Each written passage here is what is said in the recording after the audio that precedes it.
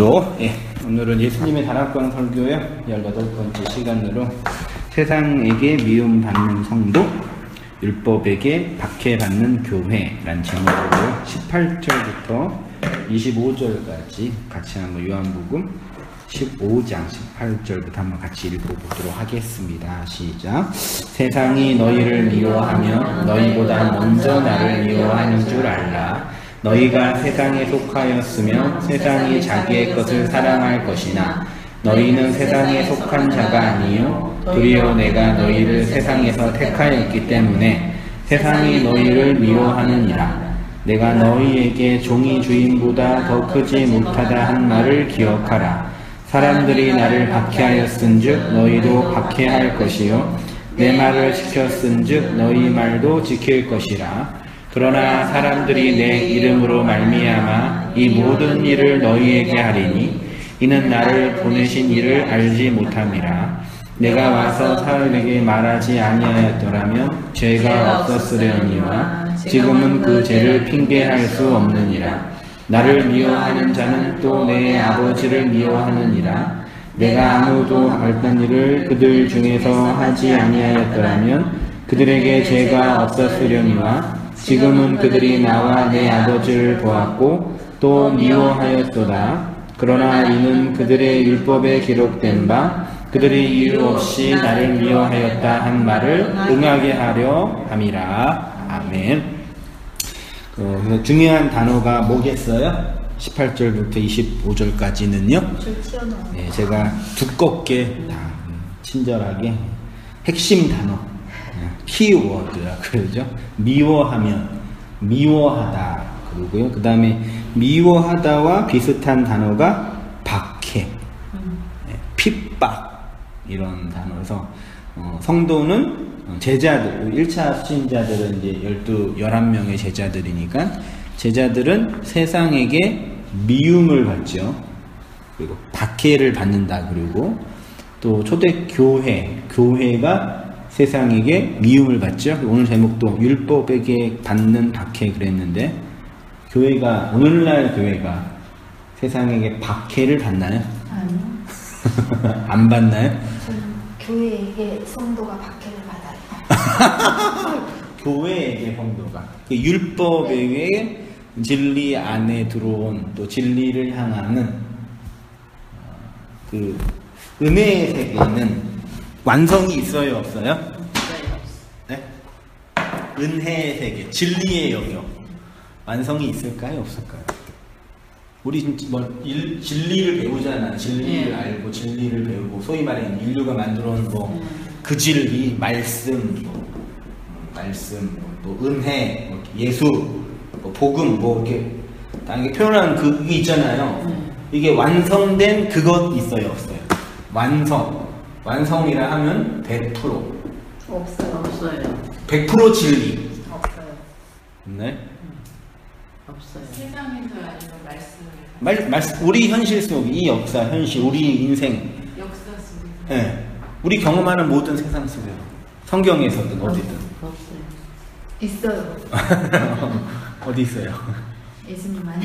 일단 그 예수 있잖아요. 예수님 안에 말을 하잖아. 그러니까 그 예수가 있잖아요. 네. 이 예수는 어떤 완성된 100%의 예수를 그림으로 설명하는 거겠죠. 네. 예. 그렇죠? 네. 그러면 이 예수는 이 완성된 진리의 100은 아니죠. 100 이하지. 네. 99.99 되겠죠. 그러니까 우리가 지금 진리라고 명명한 그것은 단어만 있는 거지. 실제로 있는 건 아닌 거예요. 예. 완성된 그건 있겠죠. 그러니까 그렇죠. 이게 하나 있는 거죠. 예. 이것이 우리의 경험 속에서 설명될 때는 아무리 많이 돼도 99%뿐이 안 되는 거죠. 예. 그렇죠? 그러니까 완벽하고 완성되고 그런 진리는 이 세상에 없다. 다만 진리를 향한 지향이라 그럴까요? 지향. 그래서 이거를 이제 과정이라 그러죠. 예. 과정, 단계라고도 할 수 있겠네요. 단계. 예. 진리를 향한 과정과 단계가 있는 거죠. 그래서 완성된 진리가 있다고 쳐요. 우리는 이 율법이라는 세상에서 일로 가는 거죠. 예. 진리의 여정, 예. 말씀의 여정. 그래서 예. 가다가 앞에 갈 수도 있고 뒤에 갈 수도 있고 그거는 객관적으로 비교할 때 뭐 다른 사람과 나랑 비교할 때 저 사람 얘기하는 거 보니까 나보다는 아직 진리가 안 됐어. 그렇게 느낌 받을 때 있으시죠? 네, 있어요. 있죠. 그게 정당한 해석인가요? 아니죠. 아니에요? 그래도 뭐 예수님 잘 안 믿고 진리를 말씀을 잘 안 듣는 내 남편보다 내가 더 진리에 가깝잖아요. 아니, 근데 스타트가 되면은 네. 여기 있으나 여기 있으나 똑같을 것 같은데. 그러시나요? 그렇게 생각하세요? 저는 그렇게 생각 안 해요. 그렇게 생각 못해요. 그럼 앞에 있는 사람이, 그러니까 물론 과정이 있지만 여기 네. 있는 사람은 여기 있는 사람은 더 앞에 있다라고 인식할 수 있지 않나요? 인식은 할 수 있죠. 인식은 할 수 있지만은 그거 판단은 못하죠. 그렇죠. 그러니까 판단이라고는 넌 아직 진리가 안 됐으니까 더 배워야 돼. 그렇게 말할 수 있잖아요. 그렇죠. 그것도 그렇게 말하는데. 아니 말하지 내 생각을 할 수 있잖아. 생각은 아직 진리가 조금 더 와야 되겠구나 이렇게 생각을 할 수 있지. 그런 거 있잖아요. 그래. 정말? 없어요? 네, 그렇다고 또 넌 아직 우리가 신이야? 넌 아직 아니, 그게 아니지. 그 신이 아니기 때문에 그러는 거지. 싸우세요. 판단은 여기서 한다는 거지. 판단은 앞에 하는 사람이 뒤에 오는 사람을 아니 판단한다는 게 아니라 우리 그냥 그런 생각이 딱 들어오잖아. 말을 듣다 보면은 네. 아 저 사람은 아직 여기 있구나. 그럼 네. 여기 더 와야 아, 되겠다. 그거야 이렇게 알지. 그러니까 이렇게. 아주 율법 안에 있는 것처럼 네, 보여요. 그러니까 그렇죠. 여기 있는 사람, 여기 있는 사람, 율법 안에 있는 사람처럼 보일 수 있겠죠. 그렇죠. 그래서 너가 더 배워야 되고, 그렇죠. 그래서 교회라는 공동체도 필요하고, 말씀 전하는 교사나 예. 목사도 필요한 거고, 예. 또 이렇게 말씀을 나누는 이렇게 모임도 필요하고, 또 리더도 필요한 거죠. 예. 그걸 쌍그리 무시하면은 완성된 진리가 있고, 여기 있는 건 다 비진리고, 그러면 이게 문제가 있어요. 예, 그러면. 그러니까 이 묵시 패러다임, 원당교회처럼 이런 진리 패러다임 안에 있는 분들 중에 이렇게 두 개로 나누어서 아직 자기는 완성됐다 생각하면서 완성되지 않은 사람들을 향해서 그건 안 되죠.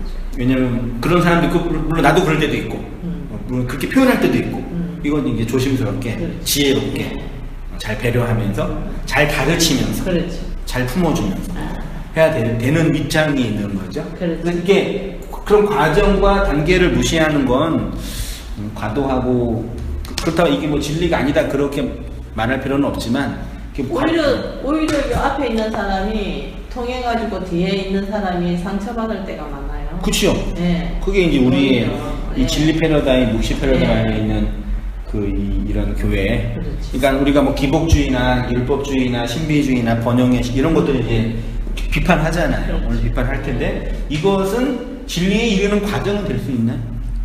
과정은 될 수 있다고 저는 생각해요. 또 그게 또 아니었으면 또 말씀을 또 몰랐잖아요. 그렇죠. 근데 이제 계속 그렇게 있는 건 그러면 이제 예를 들어서 뭐 기복주의 교회 핵심 번영의 신학인 그 오순절 교단, 오순절 교회 거기에 진리 이르는 과정이 될 수는 있겠죠. 될 수는 있는데 거기서 계속 머물러 있으면 안 돼요. 그렇죠. 그런 부분에 좀 이게 지혜롭게 판단하고 그렇죠. 또 지향점이 있죠. 그런 의미에서 우리도 여전히 진리로 온전하게 된 부분도 있지만 아직 가야 할 부분이 있죠. 그렇죠. 가는 부분이 있지만 가는 부분의 지향성과 방향성을 모르는 건 아니죠. 그렇죠. 저도 성경을 다 아는 것도 아니고 네. 여전히 모르는 거 투성이고 네. 100개 중에 100% 중에 몇 프로 알겠어요 제가? 그러니까. 1%는 알까? 전 세계의 그 바닷물 중에 우리가 몇 리터를 마시고 인간의 내 100%가 있는데 실제로 사용되는 용량은 뭐 몇 프로 안 된다면서? 네.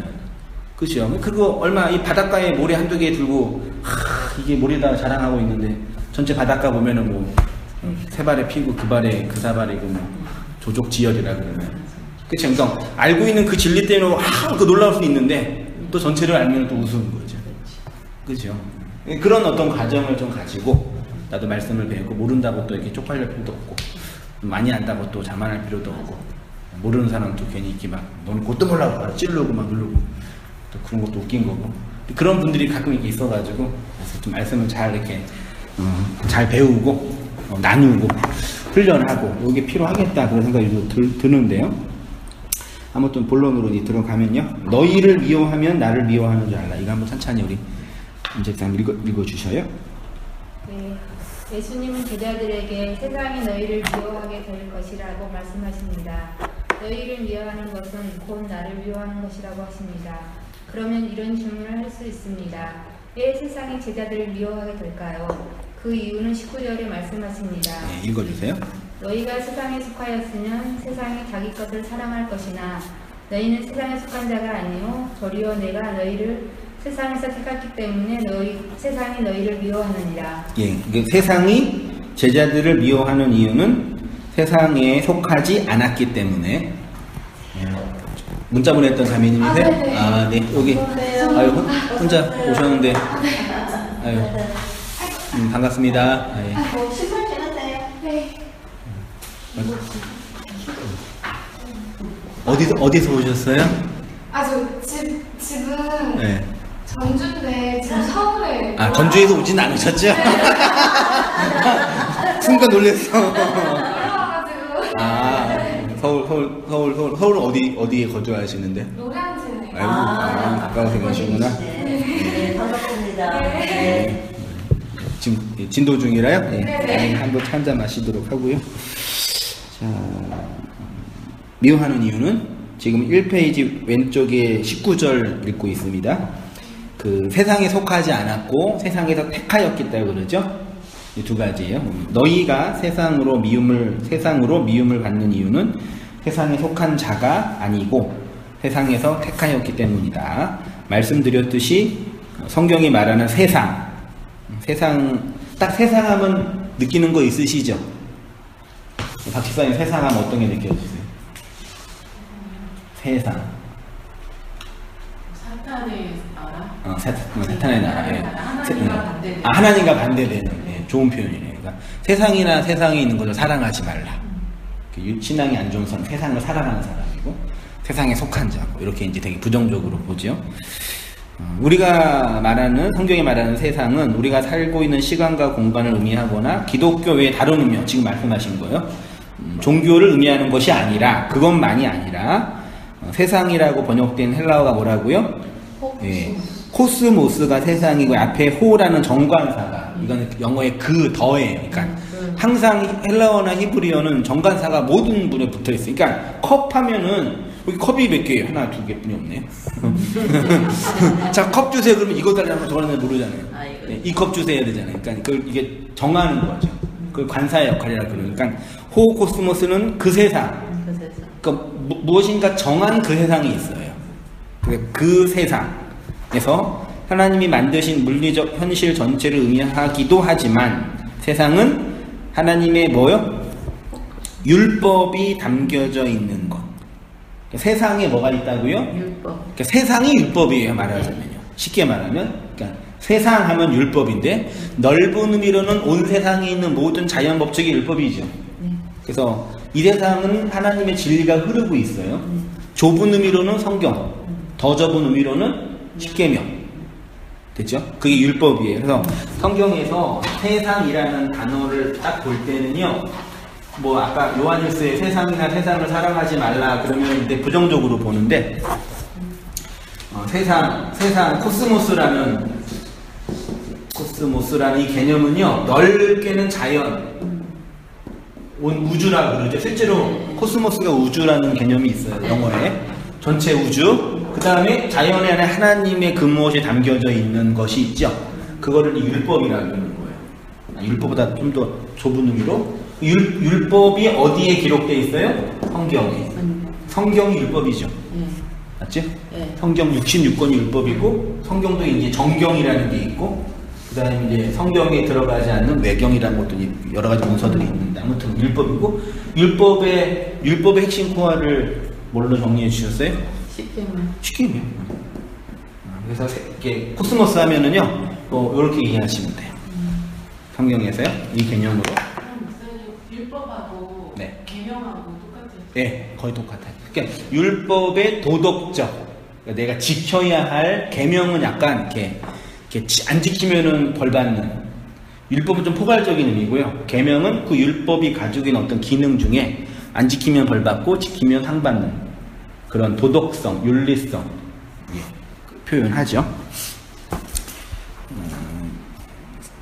세상의 속성, 그 세상이 제자들을 미워하는 이유는 세상이 가지고 있는 속성 때문인데 세상이 가지고 있는 속성은 세상에 속하지 않고 택함을 받는 자들을 미워한다. 19절에 너희는 세상에 속한 자를 원어로 보면요 에크호 코스모스 에임이에요. 직역하면 그 세상으로 호 코스모스 있으면 에임이. 그러니까 그 번역에 세상에 속하다로 되어 있지, 한글 성경은. 이게 그 원어에는 속하다라는 개념이 없어요. 그러니까 그 aim이라는 단어가 영어의 비동사, 우리나라 말로 이다, 있다. 나는 한성민이다이죠. 나는 온땅 교회에 있다이죠. 그러니까 저의 존재, 저의 위치를 정해주는 그 동사를 영어에는 비동사라 그러는데 우리나라 말은 이다, 있다죠. 그걸 이제 그 헬라어로는 aim이라는 동사로 쓰여져. 그러니까 직역을 하면 세상으로 있다. 그러니까 너희가 세상으로 있으면 요거예요. 세상에 속하다라는 얘기는 아까 우리 박 시장님 표현하신 어떤 율법이나 강력한 어떤 권력에 억압되어 있는 듯한 뉘앙스잖아요. 세상에 그러니까 갇혀 있는 거. 근데 단어적인 의미는 그냥 세상은 누구예요? 그냥 내가 세상으로 내가 있는 거예요. 이해되시죠? 세상에 갇혀 있거나 억압되어 있는 게 아니라 세상의 내용으로. 네, 그렇죠. 그러니까 내가 엄밀하게 말씀드렸던 것처럼 나를 억압하는 실체는 율법. 그러니까 그 실체는 율법이지만 결국 누구예요? 나 자신이에요. 내 욕망이라고도 하고 내가 이 세상에서 뭐 하고 싶은 나의 어떤 기대라고도 하는 그 나. 그러니까 세상으로 있는 나. 그러니까 요 본문을 해석하면서 내가 세상에 갇혀 있거나 막 세상을 막 사랑하거나 억압돼 이런 피해자 의식보다 내가 그 세상이라는 거죠. 호코스모스로 준 이 세상. 그 하나님 나를 세상으로 이 세상에 던져놓으신 거죠. 나의 거울로 있는 세상. 그러니까 성경은 나와 세상을 구분하기 이전에 그 세상이 바로 나라는 것을 증언합니다. 이 세상이, 그 세상이 예수님의 택함을 받아서 그 택함에서 제외된 다른 세상으로부터 미움을 받는 것입니다. 택함을 받았다도 이전에 공부했던 에클레고 기억나셔요 혹시? 안 나시죠? 택함을 받다. 전전 시간인가 그랬어요. 이 에크가 어디로부터, 레고는 모으다, 말하다. 그래서 요거를 이제 단어 공부하면서 에클레시아 해서 레시아는 레시트 부르다 요 단어의 의미인데 어디에서 불려진 자. 그게 교회고 에클레고는 불려서 소리로 불려서 모여 있는 자. 듣고 모인 자. 그게 택함을 받은 거예요. 세상이 코스모스라고 했습니다. 물리적인 세상뿐만 아니라 좁은 의미로 율법이 코스모스이고요. 그래서 우리가 세상에 속하다, 세상에 있다, 혹은 세상으로 존재한다라는 것은 율법 안에 있다, 율법의 선악구조 아래 있다, 에피투미아의 두 마음으로 살아가는 존재라는 뜻입니다. 그런 세상에서 택함을 받았다라는 것은 욕망하는 두 마음이 깨지고 한 마음이 되는 것이고 선악구조로 세상을 바라보고 율법으로 정죄하고 판단하는 자에서 진리로 해석하고 용서하고 받아들이는 자가 되는 것이. 그러니까 세상에 속한 자에게는 어떤 가장 율법의 선악구조에 있는 어떤 특징 중에 하나가 그 죄책감이거든요. 뭐 죄책감은 엄밀한 의미로 나에 대한 죄책감인데 결국은 원인을 누구한테 돌리는 태도일까요? 남한테 돌려요. 그래서 다 너 때문이야. 부모 때문이야. 왜 났어? 이렇게 너 때문이야. 나라 탓이야. 물론 그 말이 전혀 틀린 건 아니지만 문제 해결에 도움이 안 되죠. 선악구조로 나를 그 하나님의 그 마음으로 보지 않고 두 개로 세상을 보는 거예요. 그래서 비판하지 말라. 비판하면 심판받고 헤아림을 받으라. 이번 주 공부했던 거죠. 헤아림이라는 게 비판이 그 크리마라는 단어로 그게 심판하고 판단하고 두 개로 나누는 건데 헤아림은 하나님의 그 마음으로 날 보는 거예요. 그러니까 용서란 진정한 의미는 내 선악구조, 세상의 선악구조로 요걸 바라보면은 다 모순투성이죠. 용납이 안 되죠. 근데 그걸 하나님의 그 마음으로, 하나님의 헤아림으로 보면은 그걸 이제 다 이해한다 그 뜻이 아니라 하나님의 그 마음으로 해석한다 그 뜻이에요. 그게 헤아리다. 그걸 용서한다라는 거죠. 이해되셔요? 해석만 하면 어떡해요, 그러니? 네. 그게 되어져야 되잖아요. 그게 용서라는 얘기죠. 그러니까 해석만 된다라는 차원을 단순히 그냥 지적으로 아 그렇다 그런 차원으로 알 정도가 아니라 그 알미 내 마음이 되는 거예요. 예, 그 이제 표현으로 되어진다라고 표현을 할 수 있는데, 그러니까 이 사람의 그 상태를 그걸 의미라고 그러죠. 의미. 해석이 되면 의미화가 되고, 의미가 되어지면 용납이 되고, 용서가 되고, 사랑을 하는 거. 어쨌든 해석이 되면 어느 정도 따라온다는 거죠. 결과는 되어지는 건 따라올 수 있다는 거죠. 그렇죠. 그런데 이제 뭐 그 과정에서 다양한 뭐 그 시간도 필요하고 또 노력도 필요하고 실패도 필요하겠죠. 그러니까 그 해석과 되어지는 것과 그 다음에 의미화하는 거를 하나로 잘 연결해야 되겠죠.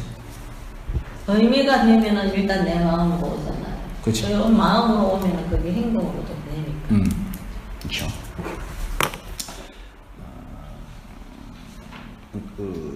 이는 곧 율법으로 주어진 이 세상의 모든 것을 하나님의 선을 이루고 완성하는 재료와 과정으로 해석하고, 제가 썼네요. 받아들이는 자. 받아들이는 건 의미화되는 거죠. 너의 의미. 너의 존재가 그 의미라는 게 해석이 되어지는. 그래서 말씀 들을 때, 그동안 내가 혼란스럽고 이해가 안 됐는데, 그렇게 말하는 얘기를, 이게 이렇게 해서 이렇게 연결되는 거니까 내가 이런 거구나. 그런 해석의 경험이 우리 안에 계속 반복이 될 때, 그게 이제 말하자면 양식이 되는 거죠. 재료. 양식은 나누는 재료, 섬기는 재료, 소통하는 재료. 세상이 미워하는 자요. 이렇게 세상으로 있는 자가 그 세상에서 택함을 받으면 세상이 미워하게 된다고 합니다. 이 미워하다가 헬라어로 미세오예요. 단어도 비슷해요. 미워하다, 미세. 밀어버리는 걸 미워. 절벽에서 미는 거, 미세오. 미워하니까 미세오예요. 이 단어는 복음을 받은 제자들의 삶의 내용과 방향성, 특히 복음을 알지 못하는 자들에게 미움을 받는 것에 대해서 표현되고 있어요. 마태복음 10장 보시면, 또 너희가 내 이름으로 말미암아 모든 사람에게 뭘 받아요? 미움은 이름으로 말미암아. 이름은 말씀이에요. 예수의 그 말씀으로 모든 사람에게 미움을 받는데요. 24장은 그때의 사람들이 너희를 환난에 넘겨주겠대요. 성도가 받는 환난은 뭘까요? 그렇죠. 율법의 세상에서 내용의 진리를 알고 있는 자가 당하는 고통, 혹은 나의 율법이 깨트려지는 과정, 그거요. 너희를 죽이리니 너희가 내 이름 때문에 모든 민족에게 미움을 받으리라. 또한 세상에서 택함받은 교회의 삶에 대해서도 이렇게 말씀하십니다. 빛 가운데 있다 하면서 형제를 미워하는 자는, 형제를 미워한다는 얘기는 형제를 율법의 두 마음으로 비판하고 판단하고 정죄하고 해석해내지 못하고, 그거예요. 지금까지는 어두움에 있는 자요. 그 형제를 미워하는 자는 어두움에 있고 어두움에 행하며 갈 곳을 알지 못하나니 이는 그 어두움이 그의 눈을 멀게 하였습니다. 형제들아, 세상이 너희를 미워하여도 이상히 여기지 말라. 형제를 미워하는 자마다 뭐 한대요? 예, 그쵸. 복음이 없으니까 살인하는 거죠. 희생제사, 우리 그 세상에서 아주 좋은 말, 착한 말, 율법의 말을 잘하는 선생님들 많이 있죠. 아까 뭐 정법 선생이나 혹은 뭐 여러 가지 설판 스님들이나 그 다 좋은 얘기예요. 말은 더 잘해요. 그 더 좋아요. 착하게 사세요. 나보다는 다른 사람을 배려하세요. 널리 이롭게 하세요. 돈에 대한 과도한 욕심을 품지 마세요. 좋잖아요. 그럼 예수님 필요해요, 필요 없어요? 필요 없죠. 내가 스스로 할 수 있는데. 그분들은 그렇게 하라고는 하는데 그렇게 하는 것처럼 그렇게 하시나 진짜? 겉으로는 할 수 있겠죠. 겉으로는 풀려나가 연습하면 속은 모르죠. 나도 내 속을 모를 때가 있는데, 그게 이제 우리 이제 문맥으로 빼면은 희생제사 열심히 드려라, 그 뜻이에요. 동물의 피를 계속 바쳐라. 그럼 넌 산다. 근데 하나님이 제일 미워하는 거는 도륙하는 거, 희생제사 바치는 거. 너희가 너희 힘으로 스스로 의롭다고 할 수 있다고 하니 안 돼, 이거죠. 그렇죠. 요한일서 4장 20절이요. 누구든지 하나님을 사랑하노라 하고 그 형제를 미워하면 거짓말하는 거예요. 그러면 하나님을 사랑하는 자 안에는 형제를 사랑하는 내용이 있겠네요. 네. 그게 복음입니다. 네. 자, 빛 가운데 있다고 하면서요. 요한일서 2장 9절에 빛 가운데 있다가 엔호 포스, 이것도 빛, 그거는 포스 에임이에요. 에임이도 아까 이다였죠. 예. 그렇죠. 포스는 빛이고 호는 정관사고 엔은 전치사 인이에요. 그 빛 안으로 있다. 그 빛 안에 있다. 그 빛 안에 있다. 빛 안에 있다고 말하면서 형제를 미워하면 그 빛은 그것은 빛 안에 있다는 것이 아니라 어둠 안에 있고 어둠에 행하며 갈 곳을 알지 못하는 것이라고 합니다. 여기서 말하는 미워하다라는 것은 악의와 감정적인 차원이 아닙니다. 미워하는 것은 율법의 진리를 대적하는 차원이라 했습니다. 율법의 세상에서 그리스도의 말로 택함 받아 그 율법에서 나오면 율법이 나온 나를 미워하죠. 네. 내가 빛 아래 있다고 하면서 그 빛을 형제에게 건네주지 못하는 그것이 형제를 미워하는 거죠. 야고보서에 가면 감에 형제가 와서 배고프고 헐벗는데 평안히 가라 눕게 하라 그러면 형제를 미워하는 거다. 사랑하지 않는 거다. 믿음이 없는 거다. 그러니까 양식을 구하는 그 형제에게 힘내. 열심히 하면 돼. 그게 다 좋은 말이잖아요. 그 양식을 주지 못하면 그 형제를 믿음이 없는 사람이라고 하는 거죠. 양식을 구하는 자에게 그가 배고픈 그 내용을 건네줘야죠. 그렇죠. 진리를 건네줘. 네, 진리를 배우려고 그 양식을 받으려고 교회에 왔는데 넌 성경 공부하면 안 돼. 교회는 봉사하는 곳이야. 그 뭐예요? 무슨 짓거리? 자기가 진리를 모르니까 내가 못 건네줄 수밖에. 끝이요. 기껏해야 영업 정도나 하면서 마음의 평안을 가져. 기분이 힘들지? 뭐지? 과정쌤이나 좀 들어봐. 아버지 학교 잘하면 좋은 아버지 될 수 있어. 매일매일 말씀을 따라 묵상하면서 하라. 이게 무슨 짓거리인지. 일을 다 하잖아요. 네, 그거예요. 그렇게 하는 거를 거짓말한다라고 성경이 표현해요. 요한일서 4장 20절도 같은 원리입니다. 하나님을 사랑한다는 말하는데 형제를 미워하면 거짓말하는 자라고 하죠. 여기서 말하는 거짓말은 복음의 진리를 알지 못하여 율법의 내용과 껍데기 안에 있는 진리를 말하지 못하는 자들이 하는 말. 10계명의 뒤에 5계명이 살인하고 간음하는 자가 하나님을 도둑질하는 것이고 형제에게 거짓말하는 자, 살인과 간음은 신대인 계명이죠. 대신 계명이죠. 어떤 의미에서는 앞에 5개를 설명하는 거죠. 도둑질과 거짓말은 영혼들을 도둑질하는 거니까. 그러니까 도둑질은 뭐냐? 하나님을 도둑질하는 거예요. 이 세상의 진정한 그 도둑질은 하나님을 도둑질하는 거거든요. 하나님의 능력을 탐하는 거고, 네, 그게 형제를 죽이는 거니까. 그렇게 하는 자가 성경에 있는데 그렇게 하는 존재를 예수님이 뭐라고 하냐면 마귀라고 해요. 요한복음 8장 44절이요. 너희는 너희 아비 마귀에게서 났으니 너희 아비의 욕심대로 너희도 행하고자 하느니라.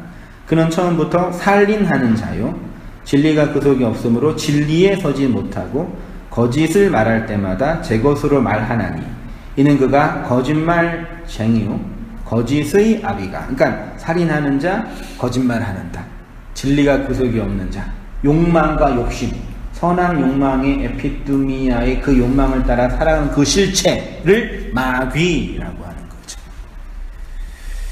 마귀라는 단어가 디아볼로스래요. 여기 디아볼로스를 사전을 찾아보니까요, 중상자, 비방자 혹은 대적자, 적의를 가지다, 고소하다가 디아발로에서 유래했답니다. 반대편에 서서 대적하는 것을 디아발로라고 하고요. 그렇게 행하는 존재를 디아볼로스라고 하고요. 그걸 한글이 마귀라고 번역을 한 거죠. 우리나라는 귀신이 좀 많이 있잖아요. 물론 동양 문명 자체가 귀신이 많이 있기 때문에 사람을 대적하는 실체가 귀신인 건 맞죠. 맞잖아요. 네. 근데 우리 인간의 욕망이 투영하는 그러니까 인간이 그려낸 대적자예요. 실제로 그 있는 게 아니라 그거 이제 의미에 있어서 철학적으로도 이 컵이 있는데 우리 이 컵의 실제를 몰라요. 이해 안 되시나요? 컵이라는 게 있잖아요. 눈에 보이잖아요. 집사님이 보는 컵과 제가 보는 컵은 똑같아요, 달라요? 다르지요. 빨간 안경 쓰고 이 컵 보면 무슨 색깔이에요? 빨간색. 그 저는 안경 안 썼으니까 그 둘이 싸우는 거예요. 이거 하얀색이야, 빨간색이야. 그 누구 말이 맞아요? 그러니까 실제로 있는 것과 내가 해석한 것은 다른단 말이에요. 이거를 이제 그 철학적으로 뭐 상상계, 상징계라고 표현하는데, 그러니까 막이라는 실체가 있겠죠. 이거를 우리가 해석을 할 때 얘는 대적하는 존재 이렇게 해석을 하는 거예요. 그러니까 이런 설교 때문에 마귀가 없다는 얘기죠, 목사님. 그러면 뭐 귀신이 없어요, 그러면 지옥이 없어요, 그런데 아니 있지요. 지옥이라는 실체가 있는데 우리가 생각하는 지옥 그 다 다른 거예요. 그래서 이거는 있는데 이거는 해석된 지옥이란 말이에요. 뭐가 맞는 거예요? 이 차이 중요한 거죠. 마귀도 마찬가지예요. 그래서 아까 제가 여쭤본 거예요. 그런 진짜 그런 어떤 능력 있는 그 초월적 능력이라 그러네, 그런 걸요. 귀신이 막 쫓아가고 또 귀신이 나가는 건 이제 정신질환 환자가 거의 대부분이고, 막 성령 사역하는 사람들이 막 휠체어 앉았는데 막 일어나고. 그거 너무 재밌어요. 그 짜고 치는 모습도. 그렇게라고 한다고 하는데 또 그게 또 아니라고도 주장하는 사람이 있긴 있으니까 또 이제 정말 제가 모르는 게 뭐 있는지 있어도 뭐 관심은 없지만 아무튼 마귀라는 그 존재 그거예요.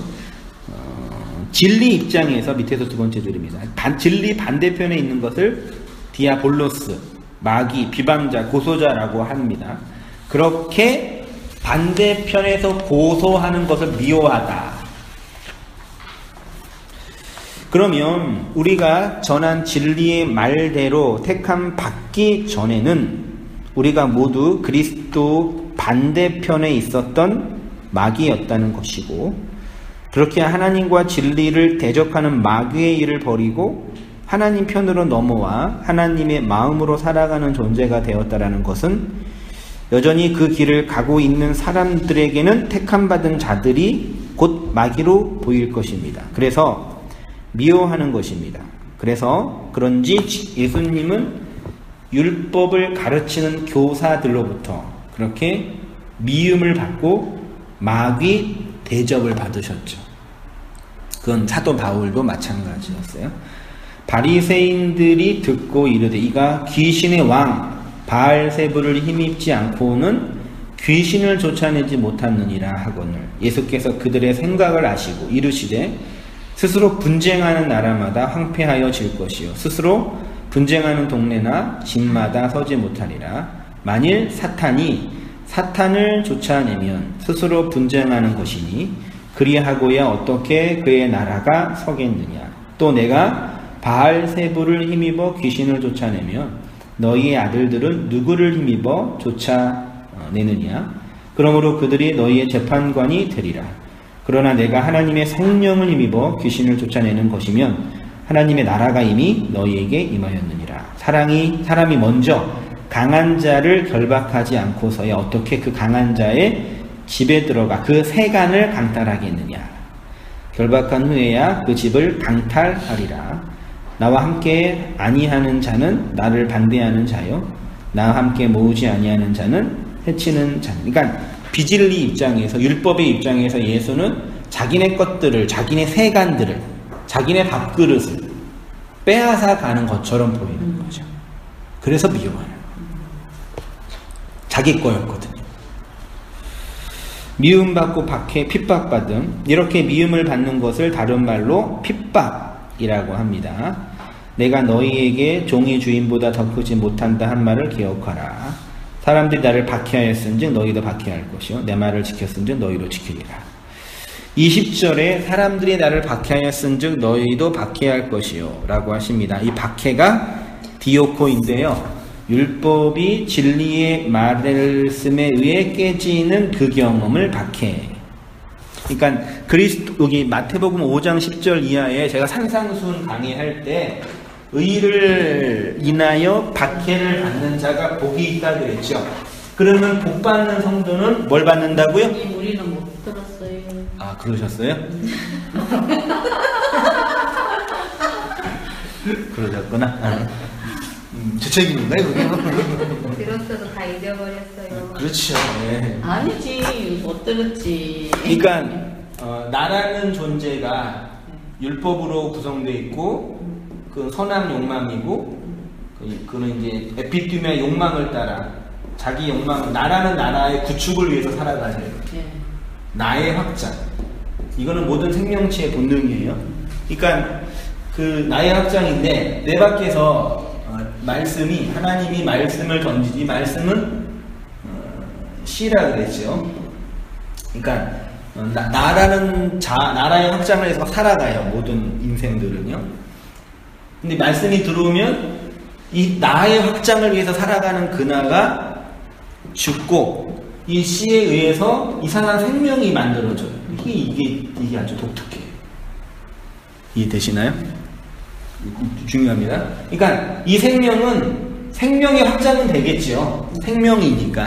근데 이전의 율법의 선악 구조로 나라는 주체를 확장하는 차원은 아니죠. 됐죠? 그래서 이 경험 속에 말씀이 들어오면 어떤 경험을 하냐면 나가 있는데 그 나가 죽는 경험을 해요.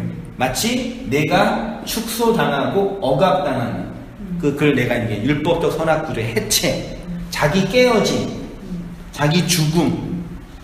더 이상 이제 나라는 나라의 확장을 위해서 살아야 못 살아요. 그렇죠. 자매가 결혼해서 아이 낳으면 더 이상 자매의 인생은 없어지는 것처럼 그렇게 되죠. 그런 경험 속에서 성도가 뭘 장악하냐면 고난을 장악하죠. 그걸 핍박이라고 표현하는 거예요. 왜요? 이 진리가 나를 공격하니. 그러니까 그리스도의 의, 그 말씀이 나를 공격해. 그 나는 율법의 선악구조의 나예요. 진리의 영역은 이거예요. 근데 율법과 비진리는 뭘 얘기하냐면 내 밖에 들어오는 이 말씀이, 비진리의 말씀이 이 나의 확장에 도움을 준대요. 비진리 말씀이요? 네. 율법의 선악구조 안에서. 오늘날 말하면 교회가 번영의 신앙을 추구하고 기복주의와 율법주의가 무슨 얘기를, 뭐가 차이가 나냐면 걔네들 좋은 말하고 착한 말 해요. 근데 무슨 얘기를 하냐면 이 나의 율법의 나라를 확장하는데 내 힘으로는 부족하잖아요. 왜요? 타자와 싸워야 되니까. 전쟁하잖아요. 근데 하나님이, 얘네들이 만든 그 하나님이 뭘 준대요. 이 나를 확장할 수 있는 에너지를. 그거를 당겨서 나를 확장하는 거죠. 이게 하나님을 도둑질하는 거예요. 그러니까 나는 안 죽고 네. 나를 더 확장해가 하나님의 필요해요. 나한테 힘을 주니까. 그게 율법의 세상에서 모든 율법 교사들이 하는 얘기예요. 네가 중요해. 너가 노력하면 돼. 네 나라 확장해. 다 그거라니까요. 이게 무슨 차이 아시겠어요? 네. 진리는 물론 그러니까 제가 언어적 표현이 너무 약해가지고 나의 확장이 아니라 생명의 확장이라고 표현할게요. 이 생명은 말씀의 생명이죠. 이해 안 되세요? 아니, 말씀의 생명이라고 하면 이제 로고스의 생명이겠죠. 로고스. 네. 그렇죠. 그래. 그러니까 율법의 선악구조의 나의 확장이 아니라 그 나가 죽는 과정에서 씨에 의해서 만들어진 하나님 그건 아니잖아요. 그게 생명이라고 진짜. 그렇죠. 그게 생명이에요. 네. 그게 이 진리의 영역에서 만들어지는 네. 거죠. 근데 그런 경험을 하는데 그거를 율법의 선악구조의 옛자로서의 나가 자각을 하는데 고난과 핍박으로 자각을 하는 네. 거죠. 그래서 어떤 느낌이 드냐면 이 말씀이 나를 죽인다. 네. 애를 낳으면 애가 날 죽이죠. 그렇죠. 그 경험하셨잖아요. 실제로 죽잖아요. 죽기도 네. 하고. 그럼 자기 안에서 싸움이 있겠네요. 그죠. 자기 안에. 내 안에 그 싸움이 있는데 이 싸움이 너무 외롭고 지치고 힘든 거예요. 그럼 외롭잖아요. 근데 이제 외롭기만 하겠어요. 죽고 싶지. 네. 근데 주위를 보니까 또 이게 또 나랑 비슷한 또 종족이 있어요. 네. 똑같은 말을 하고 똑같은 것 때문에 고난받고 아파하는 거죠. 그러면 이 말씀을 받은 사람은 닿는데 이 씨는 같은 씨인 거죠. 그렇죠. 그래서 이걸 호몰로게 같은 말을 하는 거죠. 그걸 이제 생명이라는 거죠. 그런데 자각할 때 핍박, 그래서 의를 인하여 박해를 받는 자 할 때는 1차적으로 이거예요. 또 하나는 이제 이렇게 진리로 완성되는 과정에 세상이란 율법이 이런 나를 죽이죠. 외적 박해라고도 표현해요. 그래서 교회의 역사는 박해의 역사죠. 그러니까 오늘날 교회가 핍박을 안 받는다는 개념은 이런 내적인 핍박도 없고 외적인 박해는 더더욱 없죠. 오히려 아직은 예수 믿고 더 성공하고 번영하려고. 그리고 교회에서도 예수 믿으면 더 성공하고 번영할 수 있다고. 그렇죠. 지금 나는 아이를 못 낳는데 예수님 잘 믿으면 아이를 준다. 나는 사업이 힘든데 아들 낳았다고 그러죠. 예, 열심히 기도하면 사업이 잘 돼. 이거 다 외적인 번영을 얘기하는 거죠. 근데 옛날에는 스스로 금욕주의를 해가지고 예. 박해를 스스로 자발적으로 들어가는 뭐 수도원 생활을 예, 해서 요즘에는 너무 물질주의로 타락해서 그렇지만 금욕주의가 좀 박해를 스스로 택해서 들어간 거니까. 그건 영기주의 아니에요? 네, 그것도 또 다른 의미에서의 나죠. 금욕주의. 네, 금욕이 주는 그 쾌락이 있거든요. 그렇죠. 네. 자기 정당하지. 네, 자기의. 그게 이제 마태복음 5장 10절에 박해 그거예요. 그래서 읽어볼게요. 의를 위하여 박해를 받는 자는 복이 있나니 천국이 그들의 것임이라. 나로 말미암아 너희를 욕하고 박해하고 거짓으로 너희를 거슬러 모든 악한 말을 할 때에 너희에게는 복이 있나니 기뻐하고 즐거워하라. 하늘에서 너희 상이 큼이라. 너희 전에 있던 선지자들도 이와 같이 박해하였느니라. 나는 너희에게 이르노니 너희 원수를 사랑하며 너희를 박해하는 자를 위하여 기도하라. 율법의 세상에서 율법의 껍데기가 깨지고 그 내용이 진리의 말로 주어진 자를 세상이 계속 억압하고 압박하고 핍박하는 것을 박해라고 하고요. 그래서 진리의 교회는 율법의 세상에게 박해를 받게 되고요. 진리를 담은 성도는 비진리의 사람들에게 핍박을 받게 되는 것이고요. 그래서 바울이 이렇게 말했죠. 무릇 그리스도 예수 안에서 경건하게 살고자 하는 자는 박해를 받느니라. 교회가 세상으로 받는 핍박이 뭔지 아시겠죠? 팔복을 받은 제자들을 향해서 예수님은 너희는 세상의 빛이라고 했습니다. 그 빛은 어디를 밝히냐면 산 위의 동네, 즉 율법이 선포되는 예루살렘이라는 율법의 산을 밝히 드러내는 기능을 합니다. 흔히 교회의 역사는 핍박의 역사라고 하는데 교회가 세상으로 받는 핍박은 단순히 이교도들에게 당한 순교나 핍박을 의미하는 것이 아니지요. 수많은 순교자들이 복음의 진리를 전하기 위해서 혹은 전하면서 피 흘려 죽어갔는데 우리는 이러한 것을 순교라고 합니다. 교회가 당하는 핍박은 이런 개념만은 아니죠. 예를 들어서 우리 현실로 본다면 아내가 교회 다니고 남편은 교회 안 다녀요. 그래서 이제 교회 열심히 가가지고 남편에게 밥 짓는 걸 못했어요. 그래서 남편이 화가 나가지고 요즘 그런 남편은 참 말도 안 되지만 아무튼 옛날에 많이 있었잖아요. 너는 왜 남편 밥도 안 주고 교회만 다니냐? 그럼 이제 아내분이 내가 주님을 핍박을 받는다. 맞죠? 교회를 갔기 때문에. 근데 좀 까지고 들어가면은 만약에 교회를 안 가고 어디 이렇게 놀러를 갔어도 당할 핍박이죠. 그 핍박은 진리 때문에 당한 핍박이 아니라 남편 밥 안 줬기 때문에 당한 핍박이에요. 일찍 일어나서 밥을 해주고 나오고. 그치, 그러면 되죠. 근데 자기 정당하는 거예요. 또 시어머니한테 막 교회 간다고 핍박을 당했는데 그 교회 가서 당한 게 아니라 시어머니 말을 안 들어서 당한 거거든. 교회 가서 우는 거예요. 주님, 내가 진리를 위해서 고난을 받고 내 시어머니 하는데 주님도 황당한 거죠. 지금 그것 때문에 그런 게 아니거든. 핍박인 줄 알았어요. 다 그렇게 생각하죠. 그러니까 우리가 진리를 전하는 건데 당하는 핍박과 진리를 전하고 있는 나의 그 충분하지 못한 행위 때문에 당하는 핍박을 구분을 해야 돼요. 이게 쉽게 되지는 않죠. 안 쉽게 돼요. 돼요? 아, 되세요? 응. 근데 저는 끝까지요. 네. 끝까지 자기가 그게 나아지지 않는 거예요. 네. 예를 들어서 저 같은 경우 네.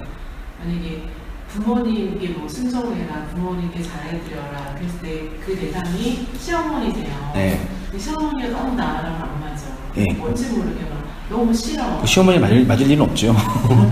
근데 어떻게 해서든지 좀 사랑해 보려고 네. 또 아프시고 그래서 했는데 그때 제가요 정말 기도도 하고 그렇다고 작정 기도까지 하지는 않았는데 그래도 저는 그 마음 안에 그 미운 마음을 그쵸. 버리더라고요. 네. 저는 그런 거 경험이 있어서 네. 하나님의 말씀은 그 말씀으로 이렇게 깨어지는 경험이요. 예. 그게 좀 쉽지는 않아요. 그렇죠. 그러니까 그게 말하자면요, 그 뭐죠, 그냥 한두 편의 은혜 가지고 안 되고요. 그 내면의 깊은 곳, 소위 말해 이제 심리학이나 정신분석으로 들어가면은 무의식적 자아나 과거의 상처나 해결되지 않는 그것들에 대한 설명이 필요하거든요. 우리가 사람과 관계를 맺을 때 막 10년 전 얘기하는 사람이 있잖아요. 막 싸울 때. 그러면 이제 그 사람의 지금 의식은 10년 전에서 받은 그 상처로 머물러 있는 거예요. 그럼 진리라는 게 말씀이 들어와서 현실에 있는 나의 의식 수준의 어떤 깨우침을 주는 것뿐만 아니라 그 내면에 깊이 들어가 의식과 무의식 영역까지 들어간 그 속에서의 어떤 근본적인 변화와 그 개선과 회복이 필요한 거죠. 그거는 단순히 종교적인 행위 이전에 진짜 심리 상담이나 그런 어떤 깊이 있는 과정에서의 화해가 필요한 거죠. 근데 이제 또 다른 이제 분들 이렇게 말씀했잖아요. 너가 거듭나지 않았다. 거듭나서 정말 네가 하나님의 자녀가 됐다면 말씀이 너를 이끌어가서 그전에는 네가 싸워서 졌지만 말씀이 내 안에 들어오신 예수님이 있다면 예수님이 능히 죄를 이기게 해주실 거다. 그러니까 너는 거듭나지 않았어. 그러니까 그거는 답만 말하는 거예요. 과정은 얘기 안 하는 거예요. 그러니까 거듭나게 하는 그 진리가 들어가는 과정이 있잖아요. 그는 우리 상담을 받을 때도요, 한 10번 이상을 받고 꾸준히 이렇게 얘기하면서 그 사람의 속 얘기나 내면 깊이 들어가서 그것까지 이제 해결하는 부분이 있는 것처럼 깊이 들어가야 되는데, 그런 이제 아주 말씀도 예리해야 되고 또 자기도 정직해야 돼요. 근데 그거를 안 하고 그냥 한 번 듣고 뭐 내 사랑하면 되고 거듭나면 돼요, 이런 얘기 가지고는 충분하지 않죠. 그렇죠. 네. 그러니까 그 답은 맞죠. 모든 답은 결론 정해져 있죠. 완성되죠. 거부하면 안 되지만 너 안에 들어오신 예수님이 말씀으로 이끌어가면 능히 이길 수 있다. 그렇죠. 그거는 답은 맞다니까요. 근데 말씀으로 들어가고 이끌어가는 과정에서의 뭐 시부모님과 화해도 필요하고 나에 대한 용서도 필요하고 그 전까지 더 들어가면 남편에 대한 원망도 있을 거고. 아, 복합적으로. 그러니까 한두 개 문제가 아니죠. 근데 그거를 답은 진리가 들어가면 다 해결되죠. 답은 맞아요. 근데 우리는 답은 다 알고 있잖아요. 답은 다 알고 있는데 우리 인생은 과정을 풀면서 느끼는 희열과 만족과 감사가 있고 그 과정을 잘 풀어야지 그 답도 잘 제시할 수 있거든요. 그래서 제가 하다 못해가지고 정씨가 옛날에 내가 힘들 때 봉사 나오신 그 선생님을 제가 찾아갔어요. 그랬더니 그러면 제가 마음으로는 맨날 어머니한테 잘해드려야지 하고 갔다가 어머니 얼굴만 보면 딱 그 마음이 사라진다고 그랬더니 그러면 밥을 차리고 들어갈 때요 얼굴을 정씨가 의사가 그래요? 네. 의사가 그래요? 얼굴을 보지 말고 딱 이렇게 어쨌든 행해야 된대요. 행동으로. 돈 안 내셨죠? 요금 안 내셨죠? 그런 저기 경험이 있어요. 그만큼 그렇게 만만치 않아요. 그러니까 그거를 뭐 쉽게 용서하지 않는다고 정죄하지 마시고 그만큼 깊고 골이 깊어요. 그래서 그만 인내랑 문제 해결의 능력이 많이 필요해요. 우리는 다 그런 문제 가지고 다 살아요. 그건 무의식적 자아라고 하거든요. 다 이렇게 어른이신데 다 속에 누가 있어요? 다 애기가 있어요. 울고 있는 나. 다 그게 하나씩 있거든요.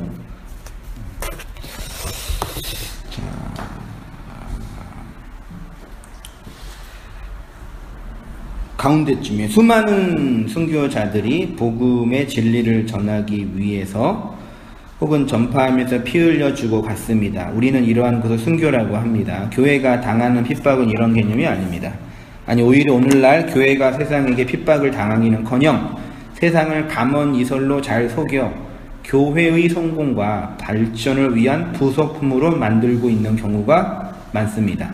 사기꾼들에게 속는 것보다 목사에게 속는 사람이 더 많고, 무당에게 돈 뜯기는 것보다 자칭 능력받은 목사에게 돈 뜯기는 사람이 더 많죠. 지금도 조영균 목사는 사부의 예배를 인도한다고 그러더라고요. 그래요? 네. 아니, 전쟁 해요? 전 모르는데 아무튼 그런데요.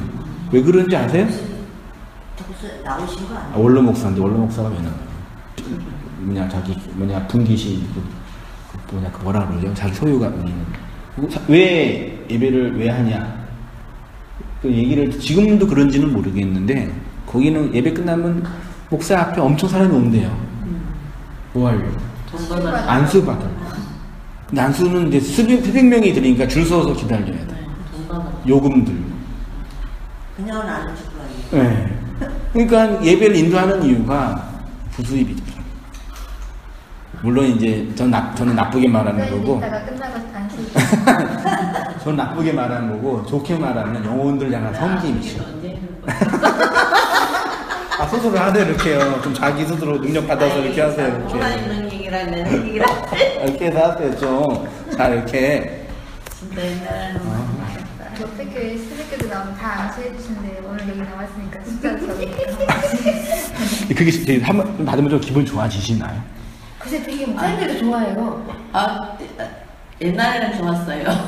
저도 성기는 교회에서 맨날 저기 그대로 데려주라. 특세 때 목사님이 이렇게 외국에서 공부하신 분이라도 꼭 이렇게 성도를 안수해주고, 성도를 되게 기다리고, 진짜 그 순수한 그 마음, 뭐라도 바꿔주면 살고 싶은 그 마음. 근데 저는 그런 걸 싫어했어요. 원래 싫어하셨어요? 원래가 우리 좀 강하셨네. 원래가 이렇게 머리에 대보려는 거 안 네. 좋아했었어요. 원래 안 좋아하셨어요? 거기 뭐 잘못된다고 거기 쉽게 말하면 악령이 들어가면서 들어가지고 그러니까 싫어했었어요. 전 엄청 좋아했는데 나도 엄청 좋아했는데. 난 좋아했어요? 난 모욕 아니 되게 저 양반 좋아하는 걸 안 가르쳤어요. 위로 많이 받으셨어요, 그래서요? 네, 좋아했어요. 네. 사준 것 같아요. 그렇죠. 위로는 받죠, 이렇게 누가 이렇게 해주고. 받죠. 아, 이 능력 있는 목사가 안수해주는 나 좀 힘이 났다, 이렇게. 그런 위로가 되죠. 그 위로값 낸 거죠. 너 그만큼 우리 인간이 약하고, 한순간에 뭐 재정적인 어려움, 이렇게 그런 한치 앞도 모르니까. 전 미래가 되게 궁금했거든요. 그런 거죠. 그런 거에 대한 이제 부담이 오는 거죠. 자, 번영과 성공의 아이콘 교회. 이렇게 번영의 신학이 전 세계 주류 신학인 시대에는 교회가 세상에게 핍박을 받기는커녕 오히려 성공과 희망과 번영의 모델이 되지요. 오늘날 현대 교회 안에 진짜 핍박이 있을까요? 교회는 어떤 의미에서 그리스도의 진리로 말미암아 핍박을 받는 공동체입니다. 율법의 세상, 선악구조 아래에 있는 세상, 모든 것을 두 개로 보고 선과 악을 두 개로 나누어 판단하여 욕망과 탐욕을 따라 살아가는 세상으로부터 박해를 받는 자들이 바로 성도이며 교회입니다. 그래서 제가 몇 번 말씀드렸는데 고린도전서 4장 1절 이하에 바울의 생고생 있죠? 한번 제가 천천히 한번 읽어볼게요. 사람이 마땅히 우리를 그리스도의 일꾼이요 하나님의 비밀을 맡은 자로 여길지어다. 그리고 맡은 자들에게 구할 것은 충성이니라. 너희에게나 다른 사람에게나 판단받는 것이 내게는 매우 작은 일이나 나도 나를 판단하지 아니하노라. 내가 자책할 아무것도 깨닫지 못하나 이로 말미암아 의롭다함을 얻지 못하노라. 다만 나를 심판하실 이는 주시니라. 그러므로 때가 이르기 전 곧 주께서 오시기까지 아무것도 판단하지 말라. 그가 어두움에 감추인 것을 드러내고 마음의 뜻을 나타내시리니 그때에 각 사람에게 하나님으로부터 칭찬이 있으리라. 형제들아 내가 너희를 위하여 이 일에 나와 아볼로를 들어서 본을 보였노니 이는 너희로 하여금 기록된 말씀 밖으로 넘어가지 말라는 것을 우리에게서 배워 서로 대적하여 교만한 마음을 가지지 말게 하려 함이라. 누가 너를 남달리 구별하였느냐? 내게 있는 것 중에 받지 아니한 것이 무엇이냐? 내가 받았은즉 어찌하여 받지 아니한 것 같이 자랑하느냐? 너희가 이미 배부르며 이미 풍성하며 우리 없이도 왕이 되었도다. 우리가 너희와 함께 왕노릇하기 위하여 참으로 너희가 왕이 되기를 원하노라. 내가 생각하건대 하나님이 사도인 우리를 죽이기로 작정된 자같이 끄트머리에 두셨음에 우리는 세계고 천사와 사람들에게 구경거리가 되었노라. 우리는 그리스도 때문에 어리석으나 너희는 그리스도 안에서 지혜롭고 우리는 약하나 너희는 강하고 너희는 존귀하나 우리는 비천하여 바로 이 시각까지 우리가 줄이고 목마름이 헐벗고 매맞으며 정처가 없고 또 수고하여 친히 손으로 일을 하며 모욕을 당한 즉 축복하고 박해를 받은 즉 참고 비방을 받은 즉 권면하니 우리가 지금까지 세상에 들어온 것과 만물의 찌꺼기 같이 되었도다. 내가 너희를 부끄럽게 하려고 이것을 쓰는 것이 아니라 오직 너희를 내 사랑하는 자녀같이 권하려 하는 것이라. 그리스도 안에서 1만 스승이 있으되 아버지는 많지 아니하니 그리스도 예수 안에서 내가 복음으로써 너희를 낳았습니다. 그러므로 내가 너희에게 권하노니 너희는 나를 본받는 자가 되라. 바울이 고린도 교회를 향해서 자신의 무엇을 본받으라고 하고 있죠? 박지사님? 뭘 본받으래요? 그렇죠. 네. 그러니까 이거는 예수님을 믿고 복음을 전하는 과정에서 세상에게 물리적으로 당하는 핍박인 거죠. 그러면 우리가 진리를 받으면 이 물리적인 세상에게 이런 핍박을 받아요? 받아요? 좀 받았어요. 끄트머리 두셨어요? 아니, 끄트머리까지는 안 가는데. 정처가 없고 목마르고 배부고 매맞으며 헐벗고 목마르며 수고하여 그러니까 이런 물리적인 박해의 본질은 제가 말씀드렸죠? 바울이 뭘 본받으라 그래야면 아까 말한 것처럼 이 율법의 선악 구조로 살고 있는 나에게 하나님이 진리의 말씀을 건네주면 나의 율법의 선악 구조, 나를 확장하고 나를 드러내고자 하는 그 욕망이 죽는 경험을 하죠. 그게 박해라고 고백하고 있죠. 그런 나를 본받으라. 이게 복음 전도예요. 전도 박 집사님 아까 고백하셨잖아요. 이전에 왕 집사님 이렇게 관계 맺고 하다가 뭐가 달라졌네? 그런 경험이 있으시잖아요. 그런 경험이 이제 집사님 안에 일어난 거죠. 그러니까 그 복음적인 경험이 타인들에게 날 본받으라는 언어가 되는 거죠. 되시나요? 예수님 믿고 있는 저 사람에게 일하는 저 변화. 그러니까 우리는 이거를 단순히 그 다단계에서 말하는 것처럼 예수님 잘 믿으면 돈 많이 벌고 자녀가 좋은 대학 가고 부부 관계가 좋아지고 그래? 예수님 잘 믿으면 그래? 나도 믿어보지. 이게 아니라 진리에 의해서 삭제당하고 말씀에 의해서 옛자가 죽어지는 과정에서 경험되는 용서와 자유와 안식으로 나타나는 그 진리의 흐름들이 있잖아요. 그걸 타인들이 보고 그거 뭐지? 이거 되시죠? 그거예요. 나를 본받는 자가 되라. 바울이 자신의 무엇을 본받으라고 합니까? 복음의 진리를 따라 살아가는 삶 속에서 경험하는 박해와 같은 고난과 고생을 본받으라고 한 복해라 되어 있나요?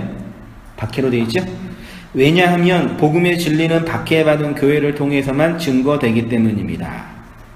왜곡된 복음, 변질된 설교를 통해서 증거되는 것은 그리스도의 복음이 아니라 악마적이고 마귀적인 인간 욕망의 확장과 성공이기 때문에 아까 말씀을 전하는 교사나 설교자나 목사는 박해를 받아야 안 받아요? 신학교 가서 고생하잖아요. 아까 주부장님들에서 목사들은 이렇게 고생한다고 표현하셨네요. 자기 뜻대로 못 살잖아요. 자기 뜻대로. 말씀을 순종해서 살아야 돼요. 그렇죠. 근데 그것이 물리적으로 가난하고 외적으로 그런 차원도 있지만 그 복음으로 말미암은 박해의 본질은 뭔지 아시겠죠? 단순히 돈이 없고 내가 원하는 대로 못하고 이런 개념이 아니라 그 어떤 본질을 아시겠죠? 그 진리의 말씀에 의해서 이렇게 나의 율법의 선악 구조가 깨트려지는 그 경험. 복음 전도는 그걸 하는 거예요. 왜곡된 복음, 변질된 설교를 통해서 증거되는 것은 이런 거예요. 왜 다단계 회사에 가면 사장이나 이사라고 하는 사람이 명품 옷을 입고 자신의 고급 승용차와 수십억 원의 연봉을 받는 것을 자랑할까요? 또 이들도 이렇게 나처럼 이렇게 헌신하면 BMW 747 몰 수 있고, 그 무슨 땡 가방 갖고 있어 할 수 있다니까. 그러면 그 보는 사람, 아 그래요? 나도 열심히 해보자. 그러니까 사람들의 그 욕망을 자극하는 거. 이거를 나쁜 말로는 자극이고 좋은 말로는 뭐예요? 격려. 그 공부 방법론 가르치는 강사들이 이렇게 하는 거예요. 열심히 공부하면 원하는 대학 갈 수 있어요. 공부 못했던 사람이 공부 잘하는 방법 가르칠 수 있어요, 없어요? 대부분 그런 사람은 스카이상 나온 분들이어요, 스펙이. 왜냐하면 나처럼 될 수 있어요. 그렇죠? 그럼 복음을 전하는 자의 스펙이 뭐겠어요? 예수님 잘 믿으면 행복하고, 예수님 잘 믿으면 천국 갈 수 있고, 예수님 잘 믿으면 내가 원하는 일, 그거예요. 그게 아니라 이 바울이 본받으러 그 스펙의 본질이 뭔지 아시죠? 그 오늘날 우리 진짜 톡 까놓고 한국교회에 이 수많은 교회가 정말 복음을 전하는 스펙이 있냐? 목사님께서는 있냐? 이런 부분에서 끔찍한 거죠. 물론 인간들이 사는 사회니까 좋은 대학 나오고 학위 받고 그건 뭐 좋지요. 뭐 안정은 되잖아요. 일단 또 그런 인간적인 사건도 많이 있긴 있지만. 그래서 바울이 너 예수 제자 아니잖아. 너 예수 안 받잖아. 네가 무슨 권한으로 제자야? 자격증 내놔. 그러니까 뭐 내놨어요? 뭐 내놨어요? 바울이 내놓은 사도의 자격증. 핍박과 고난. 나 사도인데 나 왜 사도의 자격증 뭔지 알아? 나 주님 때문에 핍박받았어. 요거 그 핍박이 열심히 복음 전하다가 당하는 외적인 핍박 정도가 아니라 율법의 선악 구조가 깨트려지고 욕망하는 나가 죽어져서 이 세상은 그 진리를 해석하고 용서하고 받아들여서 온전해져 가는 그 나가 아이덴티, 그 자격증이라는 얘기죠. 그러니까 본단계 성도님들이 오신 분들이 그 심리적인 상태를 보면 진리와 말씀을 찾고 그 은혜를 구하려고 다 오셔요. 기복주의, 율법주의 그런 데 더 이상 못 가요, 이제. 교회를 안 가면 안 가지. 그래서 되게 좋죠, 그 마음은. 근데 또 한편으로는, 그러면 이제 오래 다니셨으니까 뭐 구역장, 뭐 이렇게 해달라 그러면, 저 정도 할 수 있어. 그러실까요? 아유. 근데 이 핍박이라는 게 네. 지금 그 말씀이 나한테 들어와서 그 말씀에 의해서 내 자아가 삭개당하는 과정이 지금 핍박이라고 하는데 네. 그게 내부적으로나 외부적으로 동시에 일어날 수가 있는 거예요. 그냥 나는 내부적으로 그 말씀으로 내가 핍박을 당하고 외부적으로는 내가 이 말씀을 다른 사람한테 전할 때 그 사람이 이 말씀을 거부하는 과정에서 그치요. 동시에 일어날 수 그 기복주의 교회에서 한세희 목사가 짜증나 죽겠어요. 저거 죽여야 되는 사람이지. 그를 나보다나. 그러죠. 저거 뭐야 저거 이씨. 나는 밖으로 뺏어가고 이씨. 그리고 이를 갈면서 있죠. 예수님이 당했던 핍박, 바울이 경험했던 핍박. 바울 죽이기 전까지는 안 죽을 거다 했던 40명이 있어요. 머리 비는 자결단. 얼마나 바울을 죽이기로 쫓아다니는 거. 그게 이제 보여주는 거죠. 물론 이제 바울이 좀 싸가지 없게 행동한 것도 있었겠죠. 좀 재수 없었을 거 아니에요. 좀 진리적인 측면에서 보면은 뭐 어른들한테 막 예수님 오죽했겠어요. 막 나이도 젊은 애가 막 50대 60대 되는 어른들한테 막 니네 독사의 새끼라고 그러고 다 무너뜨려. 그런 부분도 있긴 있었겠지만 이제 본질적인 거는 그게겠죠. 자, 이곳에서 열심히 일하면 너도 나처럼 돈 벌 수 있다는 욕망을 북돋아 주기 위해서입니다. 오늘날 교회에서 유행하고 있는 번영의 신학, 율법주의 신학, 신비주의 신학이 전하는 복음이 다 이런 다단계 영업 전략과 똑같아요. 그러니까 자본주의의 꽃은 뭔지 아셔요? 돈. 자본주의의 꽃은 영업이에요. 영업이 그래서 뭐죠? 영업을 잘하는 사람이 능력 있는 사람이고 대우받아요. 물론 힘든 부분도 있죠. 진짜 잘하는 사람도 있잖아요. 막 TV에서 나오고 하는 사람이요. 그걸 이제 잘 이렇게 하는 거죠.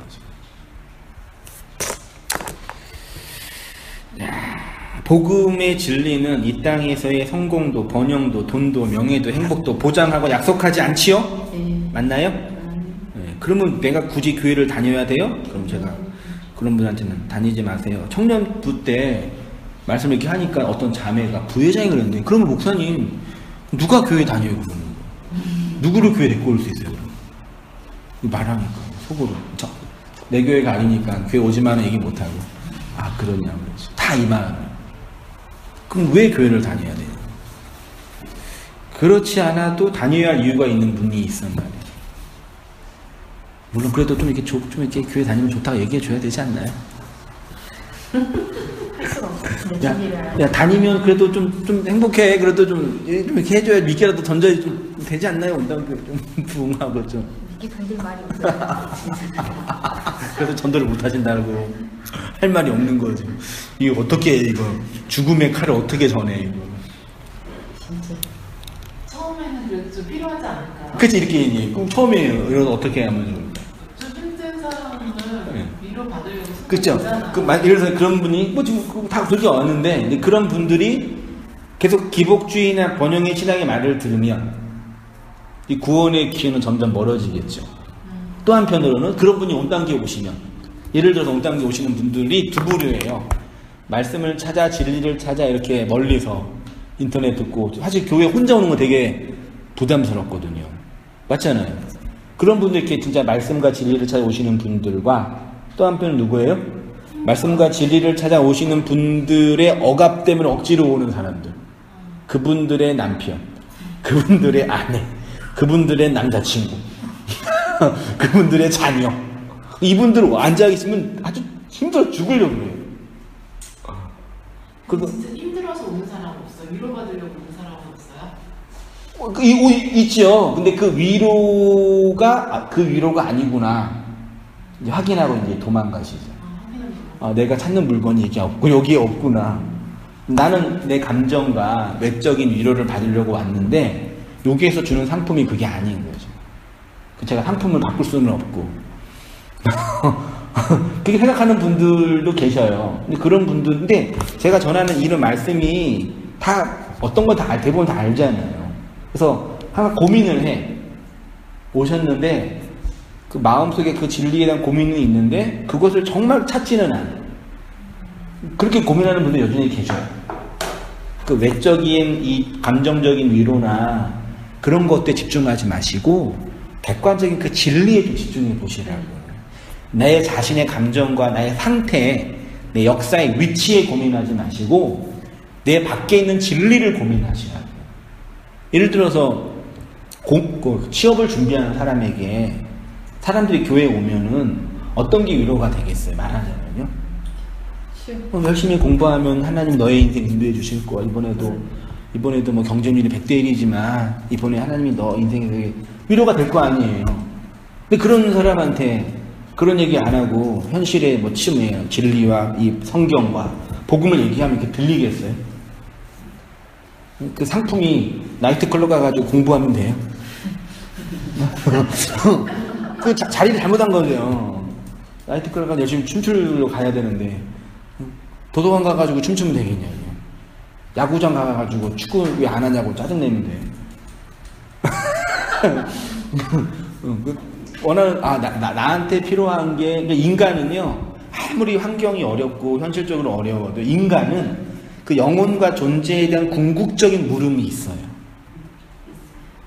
아무리 외적으로 돈이 없고 몸이 아파도 그 본질, 그러니까 강아지, 고양이는 그런 고민 안 하잖아요. 인간만은 그 본질이 있단 말이에요. 그 돈도 나를 위로 못 주고 환경도 나를 위로를 못 주고 그 하나님, 그 진리, 그거 있잖아요. 교회는 그거 주는데, 그거 나누는데, 그거. 저희 잘못 아니에요. 목사님들이 먼저 그렇게 너무 진리를 내면서 너무 먼 길로 데려가가지고 그렇죠. 다시 데리고 오려니까 너무 힘들잖아. 다 때려 죽여야 돼.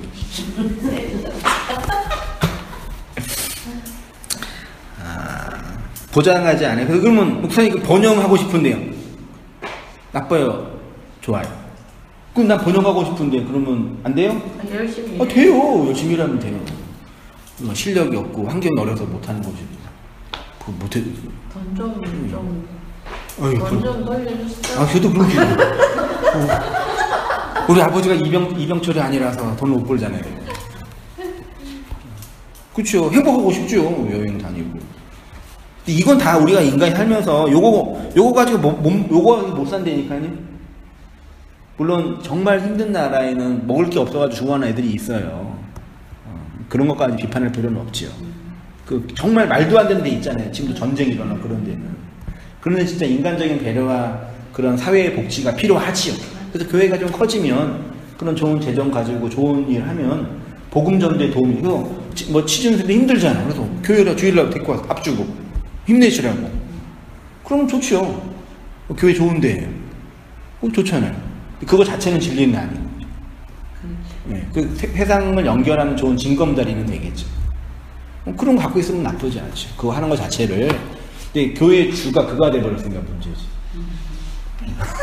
그게 주가 되면 그게 문제지. 그거 뭐 사회사업도 하고 애들하고 뭐 독거노인 돌봐주고 그렇게 좋은 관계 맺다가 좋은 관계 된 사람한테 복음도 얘기해주고. 진짜 중요한 건 그게 아니라 사실 이거라고. 그렇게 해줘야죠. 그것을 가지고 싶은 인간의 욕망이 만들어낸 가짜 기독교, 가짜 복음이며 위조된 진리일 뿐입니다. 예수님의 말씀을 잘 기억하시면서 여러분 안에 이런 미움과 핍박이 있는지 확인해 보세요. 없으면 안 됩니다. 성도는 반드시 이게 일어나요. 그렇죠? 사랑도 명예도 이름도 남김없이 한평생 나가자는 뜨거운 맹세. 동지는 간대없고 깃발만 나부껴. 새날이 올 때까지 흔들리지 말라. 세월은 흘러가도 산천은 안 돼. 이거 시예요? 아니. 깨어나서 외치는 뜨거운 함성. 앞서서 나가니 산자여 따르라. 노래 어떠세요? 여기 저기잖아. 저기잖아. 저기서 부르는 소리 아니에요? 운동권에서 불러오는 거죠. 복음 아닌가요? 에? 사랑도 명예도 이름도 남김없이.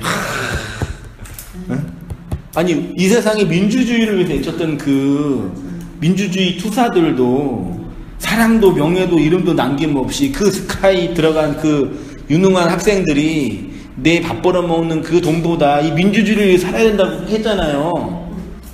그래서 오늘날 우리나라의 민주주의가 성립이 된 거예요. 아니 그렇게 했던 아니 이 교회 뭐 하는 거야? 죽은 자는 못 따라온다니까요.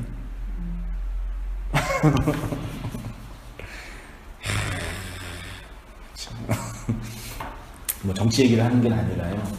나도 민주주의가 있어야지 사람들이 자기 의견을 자유롭게 표현할 수 있으니까 그건 좋은 거죠. 뭐 민주주의는 진리가 아니지만요. 산자여 따르라. 복음은 산자만 따라갈 수 있습니다. 그래서 복음이 죽었던 우리를 살린 것입니다. 고린도전서 4장 1절 이하의 말씀은 임을 위한 행진국과 똑같은 것입니다. 내가 사랑도 명예도 이름도 남김없이 그 진리를 위해 살아갑니다. 그러니 절 따라오세요. 우리 주위에 많은 사람이 이 진리를 따르다가 그게 죽어갔습니다. 그럼 바울이 고백인 거죠. 그러니까 이 세상의 모든 건 다 진리를 말하고 있다니까요. 그 안에 있는 내용을 몰라서 각자의 길로 가고 있는 거죠. 그래서 목사님, 네. 여기 고린도전서에 네. 9절에 네. 내가 생각하는데 하나님이 쌀을 우리를 주기교로 작정하신 자가 끄트머리에 두셨으면 네. 우리 세계고 천사의 사람이 구름거리가 되었노라. 저걸 목사님이 한번 설명해 주셨잖아요. 네. 이게 끄트머리에 두셨다는 이 말씀과 구경거리가 되었노라. 이게 뭐 복음을 전하면서 한다는 그 뜻이에요. 안 그러면은 우리가 존재. 예, 삶의 내용. 외적으로 복음을 전하는 기능적인 일을 말하기 이전에 복음을 받아들인 그 존재 안에 일어나는 변화죠. 복음을 받아들인 존재 아니니까 내 안에서 일어나는 그렇죠. 그거죠. 외적으로 복음을 전하는 그 일, 그럼 다 사도처럼 복음 전하는 일을 해야 되게요. 생업을 포기한 그 일을. 실제로 그런 고민을 해요. 복음을 전하고 목사가 되고 선교사가 되는 건 하나님의 뜻을 위해 헌신하는 거고, 돈 벌고 사업하는 거는 내 욕망 따라 살아가는 거고. 그렇게 고민하는 성도들 많이 있어요. 그건 왜곡된 이원론이죠. 그게 내 안에서 일어나는 그런. 그렇죠. 내가 그래서 내가 복음을 전하는 진정한 스펙을 가질 수 있는 거죠. 복음을 전하는 권위가 주어지는 거죠. 항상 그러면 우리가 복음을 받을 때 그러면은 우리 자체 복음이 우리에게 들어오면은 복음으로 인해 가지고 말씀으로 인해 가지고 내 욕망이 죽어나가는 거잖아요. 그렇죠. 그게 끄트머리네요. 그렇죠? 그런 걸 끄트머리고 그게 구경거리가 되고 내 욕망이 구경거리가 되는 거죠. 그죠? 그런 경험이 어떤 사람들에게는 그리스도를 믿게 되는 동기가 되고 어떤 사람에게는 그리스도를 멀리하는 동기가 될 수 있겠죠. 외적으로도 이렇게 그렇죠. 일어날 수 있는. 바울은 실제로 그런 고난을 당했죠. 위에 이게. 근데 그런 고난을 항상 당하지는 않았을 거예요. 그렇죠. 그 합리화할 수는 없는데 그림처럼 보여준 거죠. 그래서 진리를 전하는 목회자에게 가장 있어야 할 자격은 고난이에요. 그 고난은 생고생이 아니라 생고생과 진리로 말미암은 고난을 구분해야 돼요.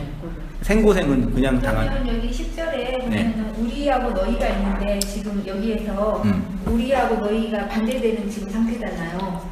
그러면 고린도 교회 성도들의 상태가 지금 이런 상태인데 너희들이 나처럼 이렇게 돼야 된다고 그렇죠. 말씀하시는 거예요. 주님을 따르고 있는 너희들이 왜 나랑 다르게 살고 있냐 건면하고. 그러니까 서신서는요 완성된 자가 완성을 향해 가고 있는 자가 아직 완성에 이르지 못한 교회를 향해서 계속 권면하고 자극하고 책망하는 거죠. 그래서 율법적으로 보일 수 있죠. 그래서 목회적인, 그래서 진리를 전하는 분들은 목회를 안 하면 안 돼요. 애를 안 키워보면은 지잘난 줄 알아요. 그쵸? 자기 말씀 듣고 뭐 좀 깨달아서 근데 실제로 목회 현실에서 이렇게 성도들 보면은 이게 마음대로 안 되거든요. 그렇지. 그래서 막 그러니까 모르는 사람이 큰 소리 친다. 그렇죠, 모르는 사람. 어쨌든 근데 진리가 내가 이해된 만큼 내 삶 속에서 경험이 돼야 되잖아. 그렇죠. 뭐 이해되고 경험돼서 이해되고 알고 배워서 알아가면서 경험되고 이게 두 개가 같이 그래서 살아야죠 우리가. 삶이 없이 그냥 뭐 이 객관적인 텍스트만 있으면 그게 무슨 의미가 있겠어요. 내용과 삶이 이렇게 왔다 갔다 하면서 살아가는 과정에서의 말씀. 그러니까 살아가는데 그 의미를 모르잖아요.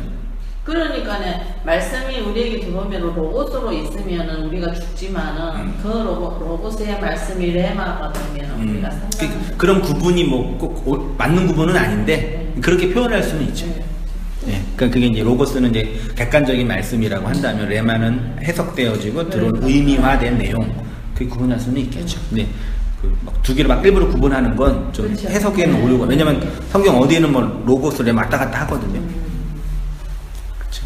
우리 자매님 성함은 이름은 어떻게 되시나요? 문선. 문선. 네. 어떻게 알고 오셨어요?